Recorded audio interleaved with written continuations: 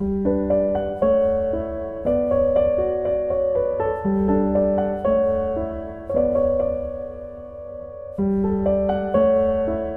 libro, una hora. Dirigido por Antonio Martínez Asensio.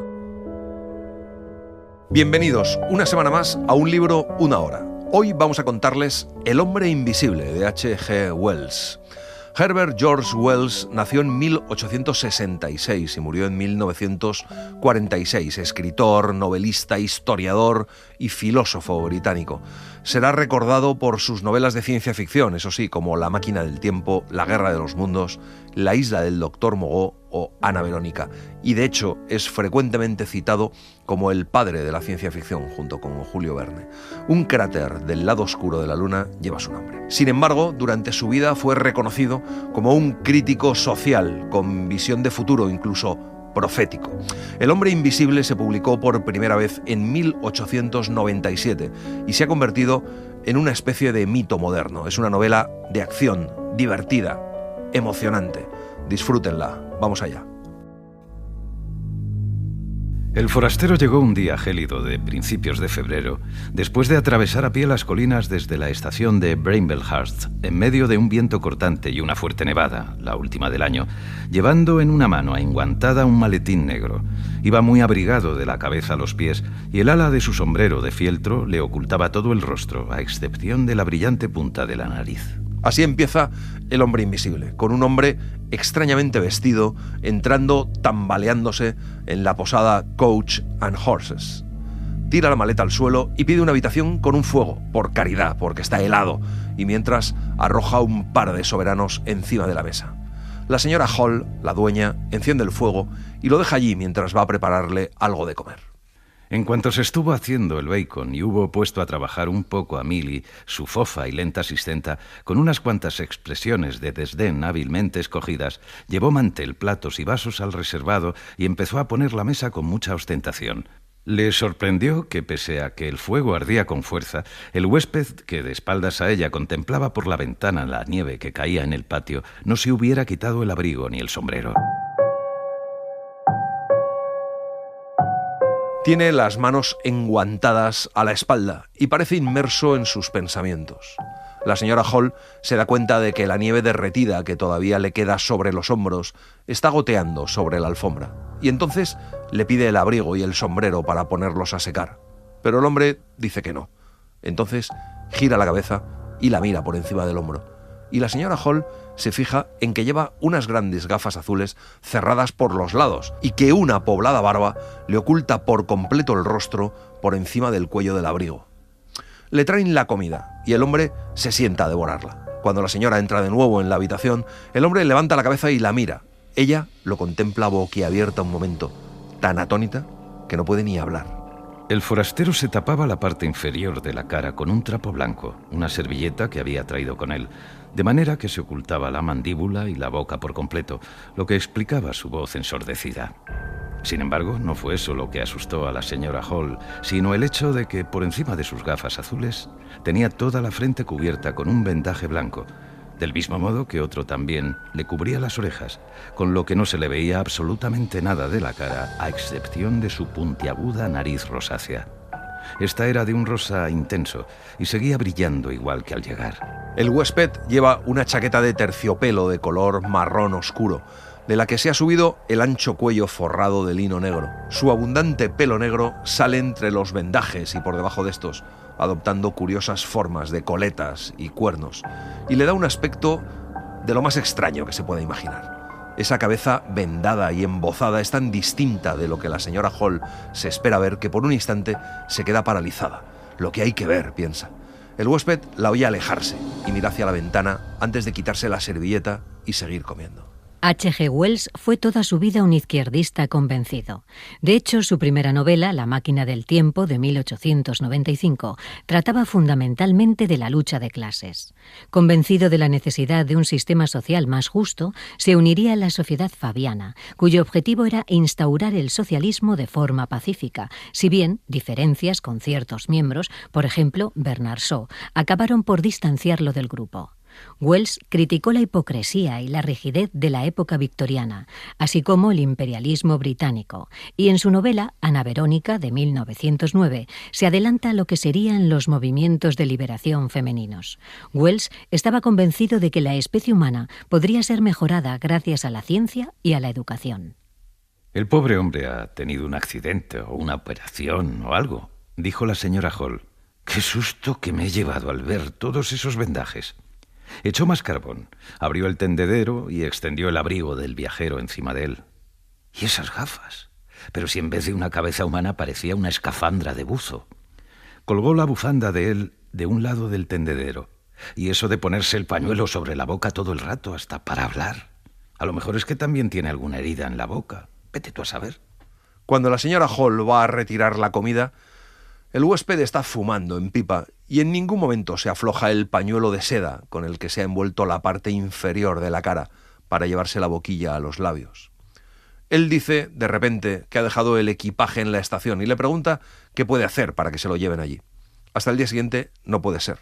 La señora Hall le dice que el camino está muy mal y que puede haber un accidente si van por la noche. Y entonces empieza a contarle una larguísima historia familiar que el hombre interrumpe de repente pidiéndole unas cerillas y riéndose.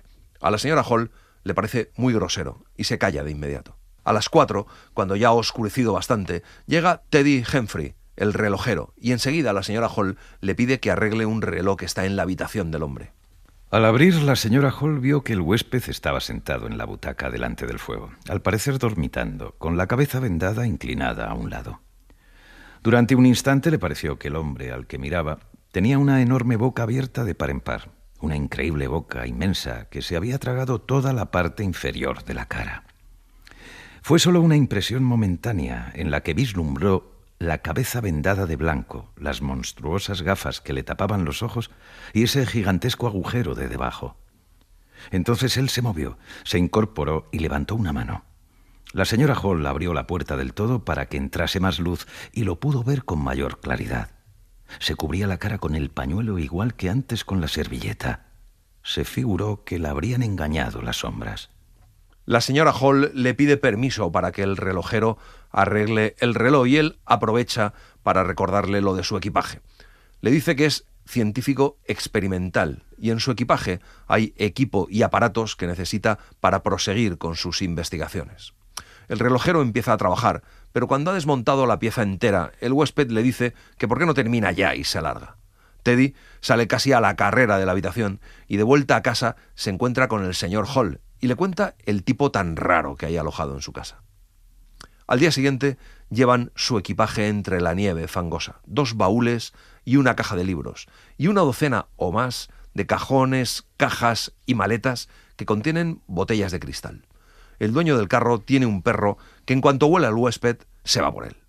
Vieron que el perro no acertaba a enganchar la mano con los colmillos y oyeron una patada, tras lo que el animal hizo un rápido movimiento de flanqueo con el que cayó junto a la pierna del forastero y le rasgó los pantalones. Entonces el extremo más fino de la fusta de Firenside alcanzó su objetivo y el perro, aullando compungido, se refugió debajo del carro. Todo pasó en un instante, nadie habló y todos gritaron.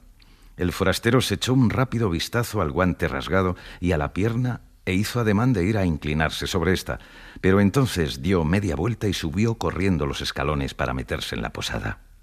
Oyeron que avanzaba precipitadamente por el pasillo y que subía la escalera, que no estaba enmoquetada, hacia su habitación. Hall se queda boquiabierto y va a ver qué le ha pasado a su huésped. Al llegar arriba, se encuentra con que la puerta del forastero está entornada. La abre y entra sin ninguna ceremonia. El store está bajado y la habitación está a oscuras. Vislumbra algo rarísimo. Un brazo sin mano que se mueva hacia él y un rostro con 3 enormes lunares de formas indeterminadas sobre un fondo blanco. De pronto recibe un violento empujón en el pecho que lo lanza hacia atrás y después la puerta se cierra en su cara y echan la llave. Todo con tanta rapidez que no le da tiempo de ver nada más. Luego se oye la voz desde la habitación pidiéndoles de malos modos que suban todo de una vez. Enseguida llevaron el primer cajón a la sala, de acuerdo con las indicaciones del forastero, el cual se lanzó sobre él con extraordinaria ansiedad y empezó a vaciarlo, esparciendo la paja sin la menor consideración por la alfombra de la señora Hall. Sacó botellitas gordas que contenían polvos, otras delgadas con fluidos de colores y blancos, botellas azules de tubo etiquetadas veneno, otras de cuerpo redondo y cuello fino, otras grandes de cristal verde o blanco, botellas con tapones de cristal y etiquetas de vidrio esmerilado, con finos corchos, con tapones de caucho, de madera, botellas de vino y de aliño, que fue poniendo en hilera sobre el chifonier, la repisa de la chimenea, la mesa de debajo de la ventana, las estanterías, por el suelo y por todas partes. Aparte de las botellas, hay algunas probetas y una balanza. En cuanto los cajones están vacíos, el forastero se pone a trabajar, sin preocuparse en absoluto del montón de paja desperdigada. Cuando la señora Hall le lleva la comida, ya está tan absorto en su trabajo, vertiendo gotitas de las botellas en las probetas, que no se entera de su presencia hasta que ella aparta la gran cantidad de paja y deja la bandeja en la mesa. Entonces él gira un poco la cabeza, pero de inmediato vuelve a la posición de antes. La señora Hall se da cuenta de que se ha quitado las gafas y le parece que tiene las cuencas de los ojos increíblemente huecas. El forastero le dice que no quiere que nadie le moleste en un tono de exasperación. Ella le dice algo sobre la paja y él contesta que se lo ponga en la cuenta. El hombre invisible es uno de los personajes de terror más reconocibles de la literatura clásica. Ha sido objeto de múltiples adaptaciones al cine y a otros medios. Desde la primera adaptación de James Whale para Universal Pictures en 1933 a su última versión que se ha estrenado este mes de febrero, protagonizada por Elizabeth Moss, el mito del hombre invisible es fuente constante de referencias en la cultura popular. Desde siempre inspira más miedo a aquello que no vemos que lo que sí podemos ver. Un espía, un asesino invisible, alguien que ni siquiera arrastra sombra. Un ser que es capaz de observarnos y acabar con nosotros antes de que podamos darnos cuenta de qué nos ha golpeado. Tal es el temor capaz de inspirar un hombre invisible, y es con lo que Wells jugó en su obra. Trabajó toda la tarde con la puerta cerrada con llave y, como atestigua la señora Hall, la mayor parte del tiempo en silencio. No obstante, hubo un momento en que se oyó una sacudida y sonido de botellas que entrechocaban como si se hubiera golpeado la mesa, y el estrépito de una que se arrojase con fuerza al suelo, y después pasos rápidos de un lado a otro de la habitación. Temiéndose que pasara algo, fue a la puerta y escuchó, pero sin llegar a llamar. «No puedo seguir», despotricaba él. «No puedo seguir. 300.000, 400.000. Es una multitud enorme. Esto es un engaño. Me podría llevar toda la vida. Y se supone que tengo que tener paciencia. Paciencia nada menos. Menudo imbécil que estoy hecho». A partir de entonces, tiene algunas refriegas con la señora Hall por cuestiones de disciplina doméstica, pero siempre lo arregla todo con el «póngalo en la cuenta». No va a la iglesia, ni hace distinción de hecho entre los domingos y cualquier otro día de la semana, ni siquiera en su vestimenta. Trabaja de forma muy irregular. Unos días baja temprano y está ocupado toda la jornada, y otros se levanta tarde, camina de un lado a otro de la habitación con una inquietud muy audible que puede durar horas. No tiene contacto alguno con el mundo exterior. Su temperamento sigue siendo muy variable. La mayor parte del tiempo su actitud es la de alguien que vive bajo una tensión casi insoportable y a veces es víctima de unos brotes espasmódicos de furia.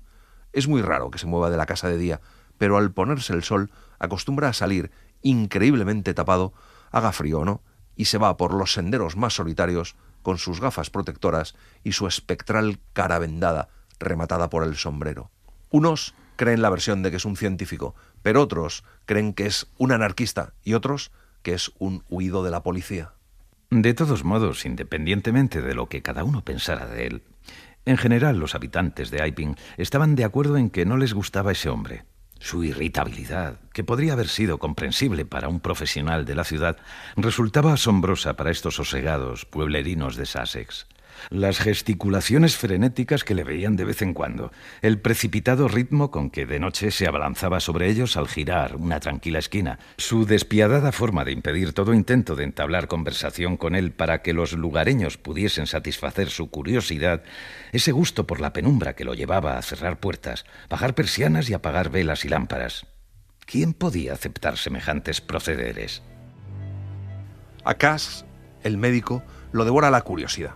Está deseando que se le presente la oportunidad de hablar con el forastero, hasta que finalmente, hacia Pentecostés, decide ir a verle. Llama a la puerta de la sala y entra. Le pregunta si está realizando alguna investigación y el forastero contesta que sí, que desde hace demasiado tiempo. Y le lee una fórmula de 5 elementos que deja luego encima de la mesa, con tan mala suerte que una ráfaga de aire la lleva hacia la chimenea y la prende. El forastero entonces alarga el brazo para coger el papel y al estirar el brazo, el doctor ve que no hay mano. Primero piensa que tendrá un brazo postizo y se lo habrá quitado, pero ¿cómo se mantiene la manga abierta y estirada si no hay nada dentro? Cuando sale, Cass se lo explica a todo el mundo sin hallar explicación.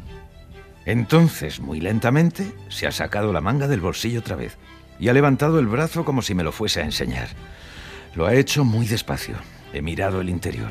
Aquello parecía durar una eternidad. En efecto, he dicho, aclarándome la garganta, no hay nada dentro. Tenía que decir algo porque me estaba empezando a asustar. Veía hasta el final y no había nada. Lo ha extendido ante mí, lenta, muy lentamente. Así, de este modo, hasta que he tenido el puño de la manga a unos pocos centímetros de la cara. No hay nada más raro que ver que se te aproxima una manga vacía de esa forma. Y entonces he notado tal cual como si fuesen 2 dedos. Me ha dado un pellizco en la nariz. Poco después, se produce en Iping un robo en casa del párroco. La señora Bunting se despierta una noche con la sensación de que la puerta de su dormitorio se ha abierto y luego cerrado. Se queda sentada en la cama escuchando. Entonces oye con toda claridad el sonido de pasos de pies descalzos que salen del vestidor contiguo y recorren el pasillo hasta la escalera. Entonces despierta al reverendo y éste sale al rellano y oye con claridad que están removiendo las cosas del escritorio de su estudio. Alguien estornuda, coge el atizador y baja. Entonces algo se partió.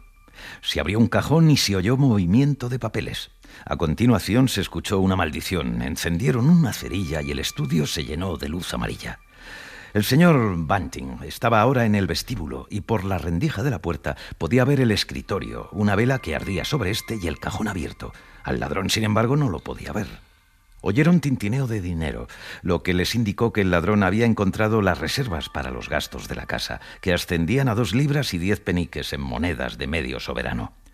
Ese sonido instó al señor Bunting a actuar de inmediato. Agarrando el atizador con fuerza, entró corriendo en la habitación, seguido de cerca por su mujer. «¡Entréguese!», exclamó estentóreamente el señor Bunting, el cual a continuación se detuvo atónito. En la habitación no parecía haber nadie. Aún así, están seguros de que acaban de oír a alguien moviéndose por el estudio. Además, la vela está encendida, pero no hay nadie. Entonces suena un fuerte estornudo en el pasillo. Salen a toda prisa y cuando el párroco llega a la cocina, ve cómo se abre la puerta trasera, pero nadie sale por ella. Esa misma mañana, el señor y la señora Hall van a bajar al sótano de su casa cuando el señor Hall se da cuenta de que la puerta del forastero está entreabierta y de que los cerrojos de la puerta principal están descorridos y no está echada la llave. Entonces aprovecha y entra en la habitación del forastero. Tanto la cama como la propia habitación están vacías y las prendas de su huésped, así como los vendajes, están esparcidos por la silla de la habitación a los pies de la cama. Hasta el gran sombrero flexible cuelga de cualquier forma de uno de los pilares de esta. Entonces baja corriendo a buscar a la señora Hall y juntos deciden subir a inspeccionar la habitación. La señora Hall toca las sábanas y dice que están frías. Conforme lo decía, ocurrió algo sorprendente. Las sábanas se juntaron de repente, se elevaron y salieron despedidas por encima de los pies de la cama. Fue justo como si una mano las hubiese agarrado por el centro y las tirara al suelo. Inmediatamente después, el sombrero del forastero saltó del pilar en que estaba y describió un círculo casi completo en el aire antes de precipitarse directamente contra la cara de la señora Hall. A continuación, la silla, echando de cualquier modo el abrigo y pantalones del forastero a un lado y riéndose sardónicamente con una voz muy parecida a la de este, se elevó en el aire con sus 4 patas apuntando a la señora Hall y tras parecer que tomaba impulso un momento, cargó contra ella. La espantada posadera gritó y se dio la vuelta, y entonces las patas de la silla le tocaron la espalda con suavidad, pero también firmeza, y echaron a ella y a Hall de la habitación. La puerta dio un fuerte portazo y se cerró con llave por dentro. La señora Hall está a punto de desmayarse en brazos de su marido. Luego dice que se lo figuraba, que ha embrujado a sus muebles. No saben qué hacer. se plantean echar la puerta abajo y poner patas arriba a la habitación, pero cuando están planteándoselo, la puerta de la habitación de arriba se abre voluntariamente y la figura embozada del forastero baja las escaleras, recorre el pasillo, entra en la sala y de súbito, con tanta rapidez como violencia, les da con la puerta en las narices. Nadie dice nada hasta que el señor Hall se decide a entrar a pedirle una explicación, pero en cuanto abre la puerta y dice «perdone», resuena un bramido del forastero mandándole al infierno y diciéndole que cierre la puerta. Permanece en la pequeña sala de la posada hasta casi mediodía, con la persiana bajada y la puerta cerrada, y sin que nadie se atreva a acercársele. En 3 ocasiones hace sonar la campana, la última de forma furiosa y prolongadamente, pero nadie contesta. Al poco llegó el rumor confuso del robo de la casa del párroco y se ataron cabos. Hall fue a buscar al juez de paz para pedirle asesoramiento. Nadie se aventuró a ir arriba. Se desconoce a qué se dedicó el forastero. De cuando en cuando caminaba con iracundas zancadas por la habitación y 2 veces se escucharon maldiciones, papeles que se rompían y botellas que se estrellaban con ira. El pequeño grupo de personas, tan asustadas como curiosas, iba en aumento. La señora Haxter fue a la posada y algunos alborozados jóvenes, resplandecientes con sus chaquetas negras de confección y corbatas de piqué, por ser lunes de Pentecostés, les hicieron multitud de confusas preguntas. Son muy interesantes las preguntas que Wells plantea acerca de la ética de la tecnología moderna. Este es un libro extremadamente profundo, plagado de valores éticos y con una dura crítica a la cuestión ciencia moral. El autor plantea el peligro que conlleva emplear sin pizca de ética los avances científicos, y podemos ver con claridad las nefastas consecuencias del abuso de tal poder. Se plantea si el ser humano es capaz de dominar la ciencia sin perder parte de su moral o educación por el camino. Hace un día espléndido. Se han montado casi una docena de casetas de feria y un puesto de tiro al blanco. Es Pentecostés y todo el pueblo está de fiesta. Hacia el mediodía se abre de pronto la puerta de la sala y el forastero se queda mirando fijamente a las 3 o 4 personas que hay en el bar. Llama a gritos a la señora Hall, que aparece al cabo de un rato, iracunda. Lleva una pequeña bandeja con una cuenta sin saldar en ella. El forastero le pregunta por qué no le ha puesto el desayuno y ella dice que porque no le ha pagado la cuenta. Él entonces dice que está esperando un envío de dinero y suelta una blasfemia muy breve y gráfica. Y entonces se escucha un abucheo desde el bar. El forastero dice que ha encontrado algo de dinero y la señora Hall dice que a saber dónde.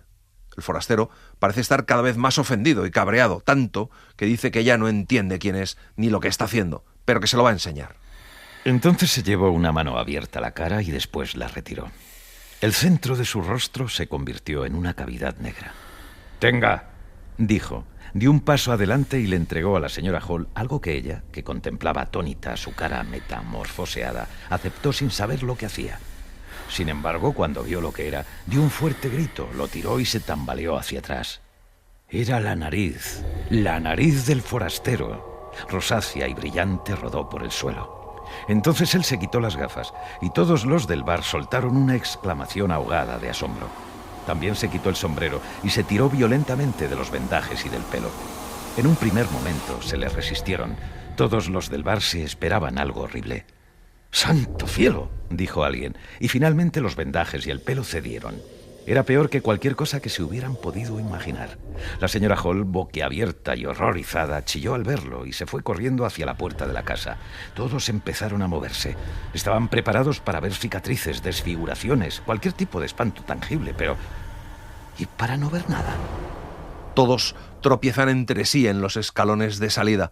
El hombre que está allí gritándoles alguna explicación incoherente es una figura sólida y gesticulante hasta el cuello. Pero a partir de ahí no hay absolutamente nada.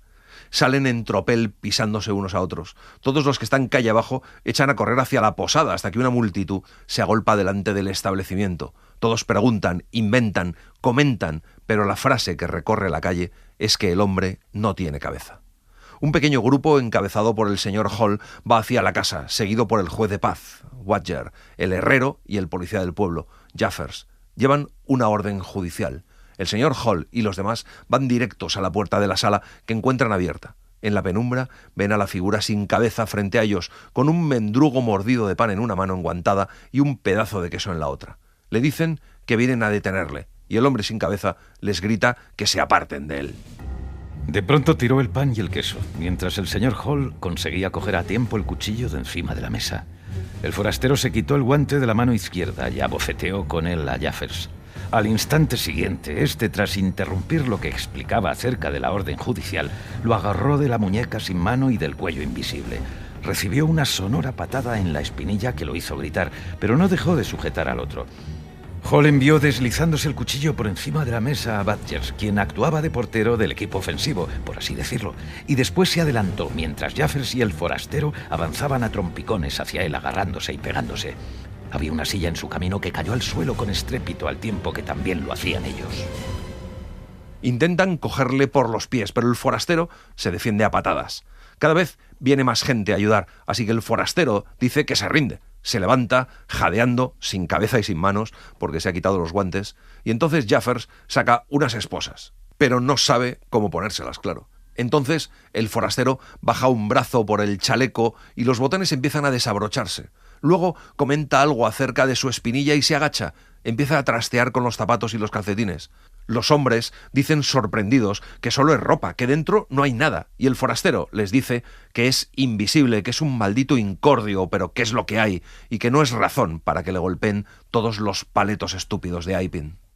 De pronto la figura se sentó, y antes de que nadie se diese cuenta de lo que hacía, se quitó las zapatillas, los calcetines y los pantalones y los lanzó de un puntapié debajo de la mesa. A continuación se puso de nuevo en pie y arrojó la chaqueta. «¡Deje de hacer eso!», le espetó Jaffers, al percatarse súbitamente de lo que sucedía. Lo agarró del chaleco y en el forcejeo que siguió, la camisa se deslizó fuera de con lo que quedó vacío y sin vida en la mano del policía. «¡Cójanlo!», gritó. «Si consigue quitárselo todo, cojámoslo». Gritaron todos precipitándose sobre la camisa blanca que se agitaba ante ellos y que era lo único que ahora se veía del forastero. Una manga de la camisa le pega un puñetazo a Hall en la cara. El hombre invisible consigue quitarse la camisa y todos intentan impedirle el paso a ciegas, dando golpes a la nada, a diestro y siniestro, y recibiéndolos, de forma que abren la puerta y salen todos en desbandada. Phipps, el cristiano unitario, pierde un diente. Humphrey resulta herido en el cartílago de una oreja. Jaffers recibe un golpe debajo de la mandíbula y al volverse choca con algo que se interpone entre Huckster y él en la refriega y impide que se junten, y así salen todos de la casa, empujándose y golpeados.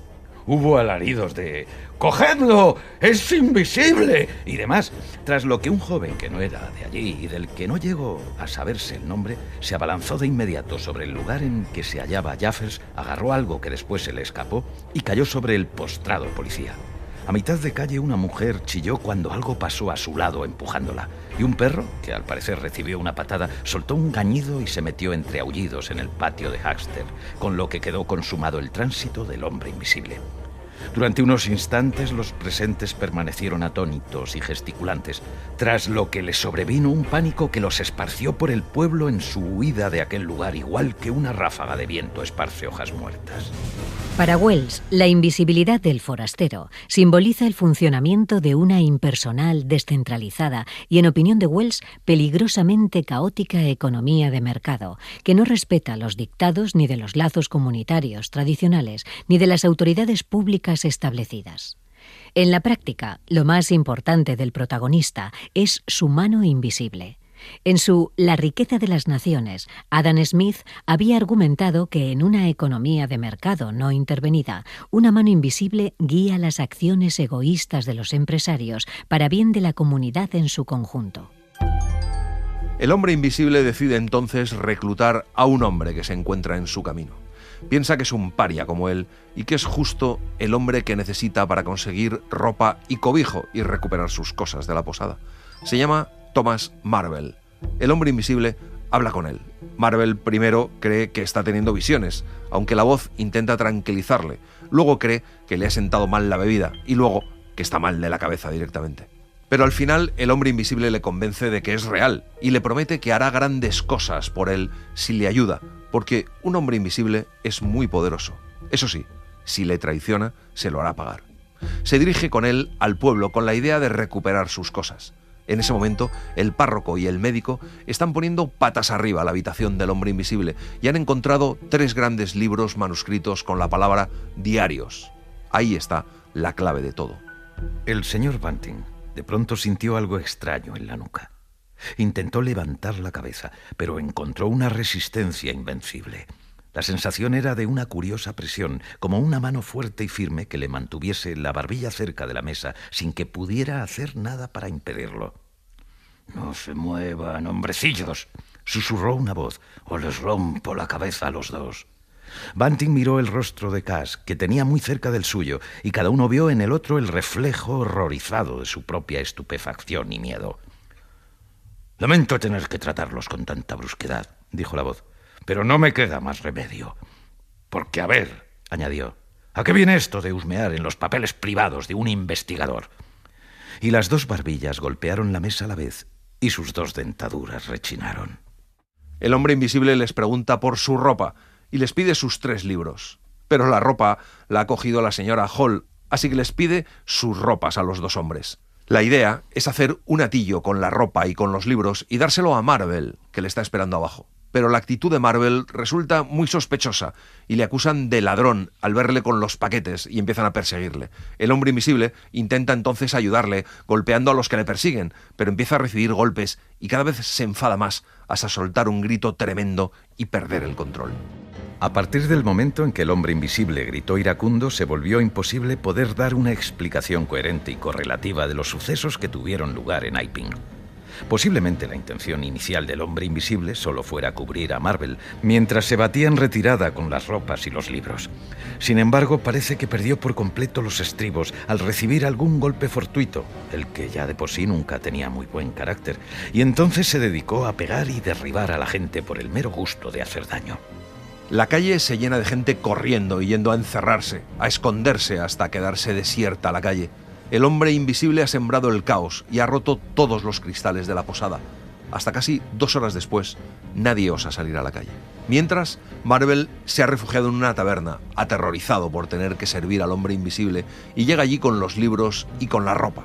Grita que le persigue el hombre invisible, pide que le oculten, que le escondan, y se refugia detrás de la barra. Y efectivamente, poco después llaman violentamente a la puerta, pero la puerta está cerrada desde dentro. De repente se empiezan a romper las ventanas desde fuera. Hay gritos. Uno de los hombres tiene un revólver en la mano, pero el hombre invisible ha entrado por la puerta de atrás. Todos se dirigen hacia allí, pero cuando llegan, el hombre invisible empieza a repartir golpes a diestro y siniestro. El hombre invisible grita de pronto con fuerza, y el hombre del revólver dispara hacia el lugar desde donde procede el sonido, 5 balas, describiendo un semicírculo con el brazo, con lo que los tiros irradian por el estrecho patio como los rayos de una rueda. Se hace el silencio. El doctor Kemp había seguido escribiendo en su estudio hasta que los disparos lo alarmaron. Sonaron uno tras otro. Fue a la ventana sur, la subió y asomándose contempló el entramado de ventanas, lámparas de gas de pantallas de vidrio perlado y tiendas con negros intersticios de tejados y patios que componían la ciudad de noche. Debió de ser alrededor de 1 hora después cuando sonó el timbre de la puerta principal. Desde los disparos había estado escribiendo con cierta dejadez y haciendo largas pausas en las que se abstraía. Permaneció sentado a la escucha y oyó que la sirvienta iba a abrir la puerta. Esperaba acto seguido oírla subir la escalera, pero no fue así. Cuando Kemp pregunta a la doncella, le dice que habrá sido algún niño que ha tocado para hacer la gracia, porque no hay nadie fuera. Cuando el doctor Kemp termina de trabajar, baja a beber algo y se percata de que hay una mancha oscura en el linóleo de cerca de la estera que hay a los pies de la escalera. La toca y comprueba que tiene la viscosidad y el color de la sangre que se seca. Atónito, se da cuenta de que en el pomo de la puerta de su dormitorio también hay sangre. Entonces tiene la extraña impresión de que oye una voz que le llama. Sin embargo, el doctor Kemp no creía en voces. Permaneció contemplando las sábanas revueltas. ¿Había oído de verdad una voz? Volvió a mirar por todas partes, pero no vio nada raro aparte de la cama deshecha y manchada de sangre. Entonces oyó con toda claridad que algo se movía por la habitación cerca del aguamanil. Todas las personas, por muy cultas que sean, conservan ciertos pálpitos supersticiosos. Al doctor Kemp le sobrevino esa sensación que se denomina de repelús. Cerró la puerta de la habitación, fue al tocador y dejó las botellas. De pronto dio un respingo al ver un vendaje enrollado y manchado de sangre, hecho con un jirón de sábana, que pendía en el aire entre el aguamanil y él. Cuando va a tocar el vendaje, vuelve a oír una voz que le dice que mantenga la calma, que es un hombre invisible. Pero Kemp cree, a pesar de todo, que son tonterías, que debe tratarse de alguna clase de truco. Entonces da unos pasos adelante con una mano extendida y toca unos dedos invisibles. Entonces retrocede y se queda pálido. La voz sigue implorándole que se calme y que le ayude.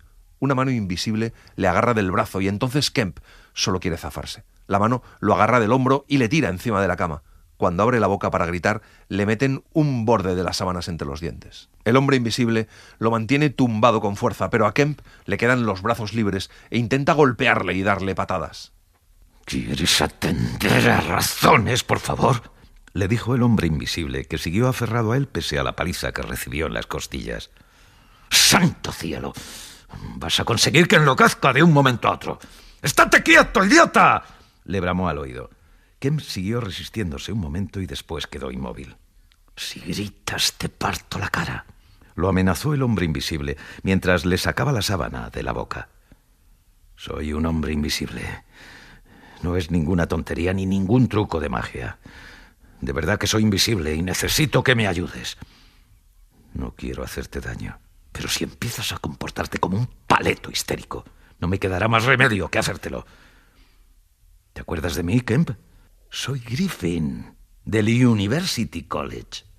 Entonces Kemp empieza a recordar a ese estudiante más joven que él, casi albino, de 1,80 de altura, ancho, de cara entre rosácea y blanca y ojos enrojecidos, que ganó la medalla de química. El hombre invisible le dice que está herido y que necesita dormir, ropa y comida. Kemp le da una bata roja y calzones, calcetines y zapatillas, y se va a por unas chuletas frías y pan. Y cuando termina de comer, el hombre invisible le pide un cigarro. Pero lo que necesita de verdad es dormir. No quiere hacerlo porque teme que le atrapen mientras lo hace. A pesar de que Kemp le dice que no le pasará nada en su casa, él no se fía. Comprueba todas las ventanas, las puertas, y accede a quedarse allí, pero antes le dice a Kemp que si le traiciona, se vengará. Y al fin se queda dormido. Pero Kemp, en cambio, no hace más que darle vueltas a todo hasta que amanece. Según Paul Cantor, la historia del hombre que encuentra una forma de hacerse invisible se convierte en una parábola del peligroso poder de la ciencia moderna. Empujado a sus experimentos principalmente por una fiera ambición, se hace cada vez más megalómano, una vez que se convierte en invisible. Toma así su lugar en una línea de retratos literarios de científicos locos que se remonta al Víctor Frankenstein de Mary Shelley, el prototipo del hombre que se aísla de sus iguales para seguir un ambicioso proyecto y en el proceso pierde su humanidad, desatando fuerzas que no puede entender ni controlar. Fue a un pequeño escritorio desordenado de un rincón y empezó a escribir una nota. La rompió cuando iba por la mitad y escribió otra. La leyó una vez acabada y reflexionó. Entonces cogió un sobre que dirigió al coronel Addy de Port Bardock.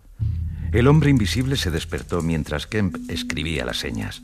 Lo hizo de muy mal humor y Kemp, que estaba pendiente de cualquier sonido, oyó encima de él pasos muy rápidos que correteaban de repente por el dormitorio. Después una silla salió volando y el vaso de encima del aguamanil se hizo añicos. Kemp subió a toda prisa las escaleras y llamó a la puerta con impaciencia. Le ha dado un arrebato de ira nada más despertarse. Luego se calma y mientras desayuna empieza a contarle a Kemp cómo ha llegado hasta allí. Le cuenta que dejó los estudios de medicina y se pasó a física, que siempre le había fascinado la luz y la densidad óptica. Descubrió un principio general de los pigmentos y la refracción, una fórmula, una expresión geométrica que comprendía 4 dimensiones. Le cuenta que en sus libros, los que se ha llevado el vagabundo de Marvel, hay auténticos prodigios. Lo que investigaba es si sería posible, sin cambiar ninguna otra propiedad de la materia, excepto los colores en algunos casos, reducir el índice de refracción de una sustancia sólida o líquida para que fuese el mismo que el del aire a todos los efectos prácticos. Y le explica todo el proceso a Kemp, de principio a fin, y cómo fue consiguiendo que su cuerpo fuera cada vez más invisible, y cómo un profesor quiso apropiarse de su idea. Y la exasperación de tener a ese catedrático de provincia siempre husmeando encima de mí. ¿Cuándo va a publicar ese trabajo suyo?, no dejaba de preguntarme. Y los alumnos y los pocos medios con que contaba. Aguanté 3 años. Y después de esos 3 años de secretismo y exasperaciones, me encontré con que me era imposible completar mi investigación. Del todo imposible. ¿Por qué?, preguntó Kemp. Por falta de dinero, contestó el hombre invisible, que se levantó de nuevo a mirar por la ventana. De pronto se dio la vuelta. Así que le robé al viejo. Le robé a mi padre. Pero el dinero no era suyo. Y se pegó un tiro. Y le cuenta que se fue a la facultad de Chesiltow y alquiló una habitación en Londres, llena de aparatos que compró con el dinero de su padre. Y entonces empezó a experimentar. Y lo primero que hizo invisible fue un gato de una vecina, y lo consiguió todo menos los ojos. Construyó unos aparatos que están perfectamente explicados en sus libros, con los que cambiaba el índice de refracción de las cosas, hasta que lo hizo consigo mismo. Pero fue todo horrible. No me esperaba sufrir tanto. Pasé una noche atroz de angustia, vómitos y desmayos. Apreté los dientes con fuerza, pese a que la piel y de hecho todo el cuerpo me ardía, y permanecí tumbado como mejor pude. Fue una suerte que viviera solo, sin nadie que me atendiera. Había momentos en que sollozaba, gemía y hablaba, pero me mantuve firme. Finalmente perdí el sentido, y más tarde me desperté en la oscuridad sintiéndome muy débil. El dolor ya se me había pasado. Pensé que me estaba matando, pero me daba igual. Nunca olvidaré ese amanecer y el extraño horror de comprobar que mis manos se habían vuelto como cristal empañado y ver cómo se iban haciendo más claras y difusas hasta que llegué a poder ver el asqueroso desorden de la habitación a través de ellas, por mucho que cerrase mis párpados transparentes. Entonces aprovechó su invisibilidad para sacar sus cosas de allí, y para que no pudieran aprovecharse de nada, quemó la casa. Kemp se queda helado al oír la frialdad con la que Griffin ha hecho las cosas. Griffin se sentía bien estrenando su invisibilidad y se dedicó a hacer bromas a la gente por la calle y darles palmadas, quitarles los sombreros, pero se terminó pasando y la gente se dio cuenta de que pasaba algo extraño y empezaron a gritar y a correr en todas las direcciones, y se dio cuenta de que si seguía así se vería rodeado por una multitud que inevitablemente le descubriría. Luego se dio cuenta de que andando tranquilamente por la calle la gente le golpeaba, le pisaba, y de que sus huellas empezaban a verse en determinados suelos, así que decidió meterse en unos grandes almacenes y, aprovechando su invisibilidad, esperó a que cerraran, comió, descansó y se vistió con todo lo necesario. Pero claro, al vestirse ya no era invisible y le pillaron, así que tuvo que desnudarse de nuevo tras una terrible persecución por los almacenes y escaparse de allí. Supongo que estarás empezando a darte cuenta, dijo el hombre invisible, de los muchos inconvenientes de mi situación. No tenía ningún lugar en el que refugiarme, ni nada con lo que cubrirme. Pero en el caso de que consiguiera ropa, estaría renunciando a la ventaja con que contaba sobre los demás y me convertiría en algo extraño y horrible. No me quedaba más remedio que ayunar, pues comer significaría llenarme de una materia sin asimilar que me volvería visible de un modo grotesco. Y la nieve me había advertido de otros peligros. No podía ir por la calle mientras nevara, pues salirme cubriendo quedaría a la vista de la gente. La lluvia también formaría un contorno acuoso de mi persona, una superficie brillante de mi figura, como una burbuja. Lo que a priori podría considerarse un privilegio demuestra ser, en la práctica, una tortura que obliga al hombre invisible a ir sin ropa en pleno invierno, que lo condena casi a la inanición, que lo fuerza a cubrirse con una grotesca máscara para relacionarse con sus iguales. La transparencia lo hace vulnerable y la fragilidad se torna en ira, hasta que, acorralado, enjaulado, se excusa en su propio miedo para aniquilar a los demás. Más que invisible, H.G. Wells presenta a un hombre al desnudo, despojado de cualquier tipo de maquillaje social que camufle su condición. El hombre invisible es cruel, despiadado, agresivo. Por eso da miedo, porque nos describe por lo que somos, sin colorantes ni edulcorantes, como animales, de una forma tan cruda como fidedigna e inquietante. Griffin decidió ir hacia los barrios más pobres y se metió en una tienda de esas que venden de todo un poco y que tenía todo lo que podía necesitar. El dueño, un hombre viejo y suspicaz, tenía como un sexto sentido y enseguida empezó a percibir y a escuchar cosas extrañas. Entonces Griffin le cuenta a Kemp que decidió golpear al viejo con una banqueta en la cabeza y dejarle inconsciente. Y Kemp salta diciéndole que los seres humanos tenemos que guardar unas normas mínimas entre nosotros, pero Griffin le contesta que eso vale para las personas normales, pero no para él, y parece que empieza a enfurecerse. Entonces le cuenta que decidió irse a Iping para intentar revertir la invisibilidad, lejos de Londres, pero que todo le salió mal. Kemp le pregunta qué quiere hacer a partir de ahora, y Griffin le dice que necesita un ayudante, un cómplice. Hasta ahora he seguido una línea poco definida. Tenemos que considerar todo lo que significa y no significa ser invisible. Kemp se tocó el bigote. ¿Había oído movimiento abajo? Así que tenemos que matar, Kemp, concluyó el hombre invisible. No se trata de matar por matar, sino de asesinatos con criterio. La cuestión es que la gente sabe que hay un hombre invisible igual que nosotros lo sabemos. Y este hombre invisible debe instaurar el terror, Kemp. Sí, sin duda suena muy desconcertante, pero lo digo en serio. Un reinado del terror en el que me haga con una ciudad como Bardock, la aterrorice y la domine. A partir de ahí, daría mis órdenes. Eso se puede hacer de 1000 formas, pero con meter papeles por debajo de las puertas sería suficiente. Y tendría que matar a todos los que desobedecieran esas órdenes, así como a quienes defendieran a los que desobedeciesen. Kemp solo escucha ya el ruido de su puerta principal al abrirse y cerrarse, y de pronto Griffin lo oye también. Kemp trata de distraerle, pero es inútil. Griffin sabe que le ha traicionado.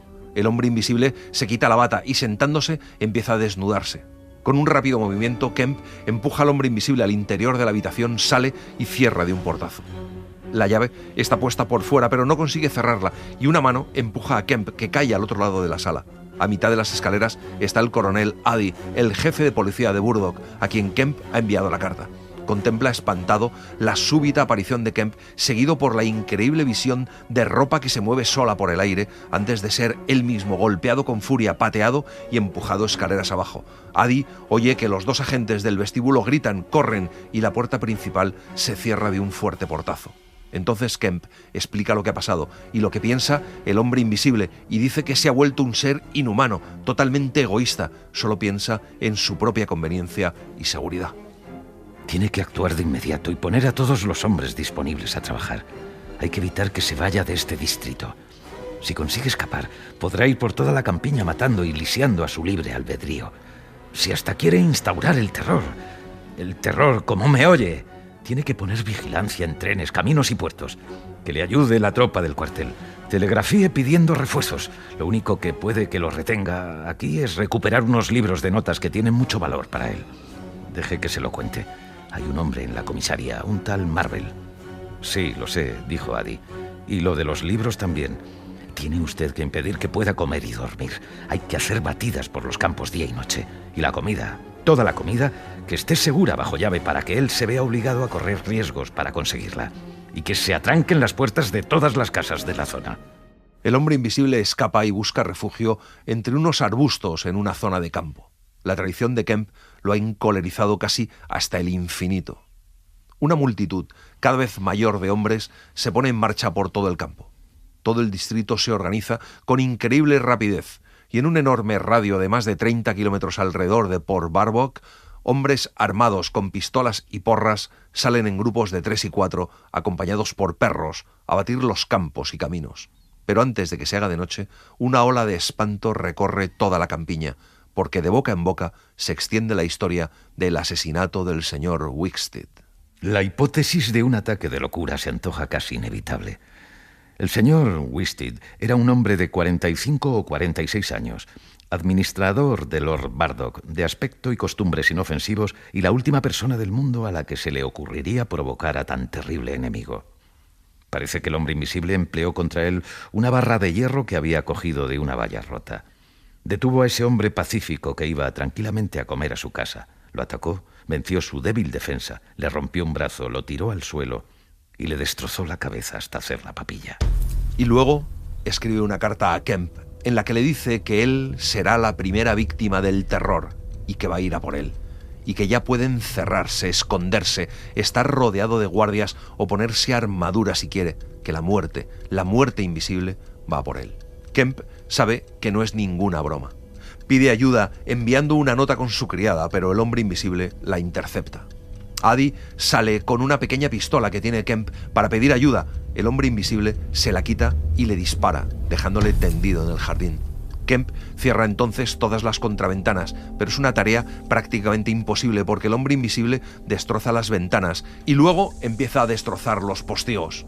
Kemp consigue escapar de la casa y correr hacia el pueblo, monte abajo. Nunca le ha parecido que esté tan lejos. Al final llega cerca del tranvía, donde hay además unos trabajadores, y empieza a pedir ayuda a gritos. Empieza a darles instrucciones para que se preparen cuando siente que le golpean en la cabeza.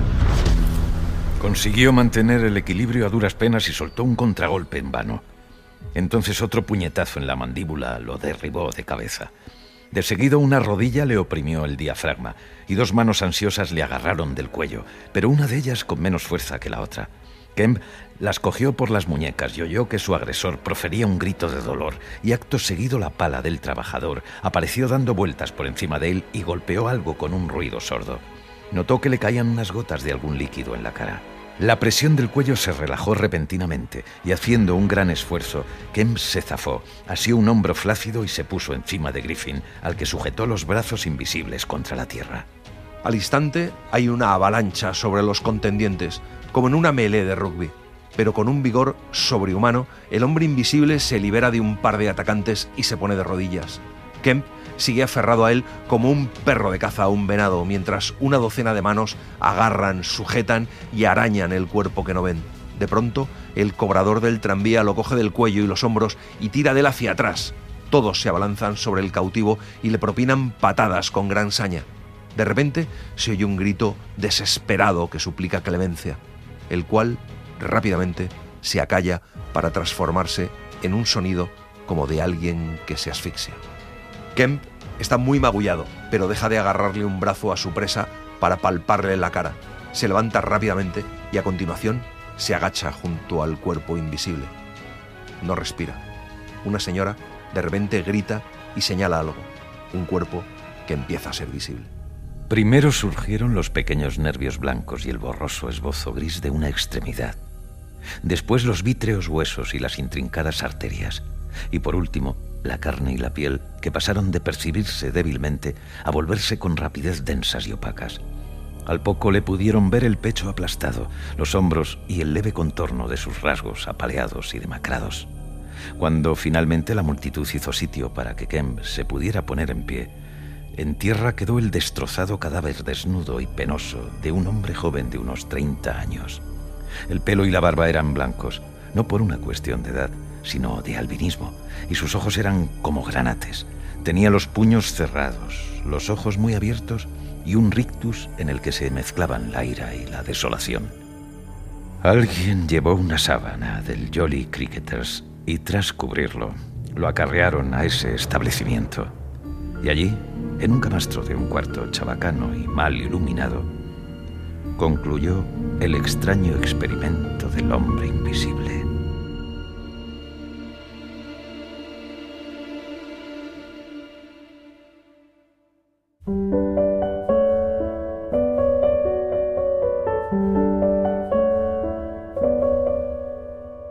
Y así les hemos contado El hombre invisible de H.G. Wells. Hemos seguido la edición de Alianza Editorial con traducción de Miguel Ángel Pérez Pérez. La semana que viene nos volvemos a encontrar con El gato pardo de Giuseppe Tomasi di Lampedusa. Gracias por estar ahí y gracias por leer. Un libro, una hora, en la cadena SER. Un programa escrito y dirigido por Antonio Martínez Asensio, con la voz de Eugenio Barona y la participación de Olga Hernán Gómez. Realización de Mariano Revilla. Edición y montaje de sonido de Pablo Arévalo.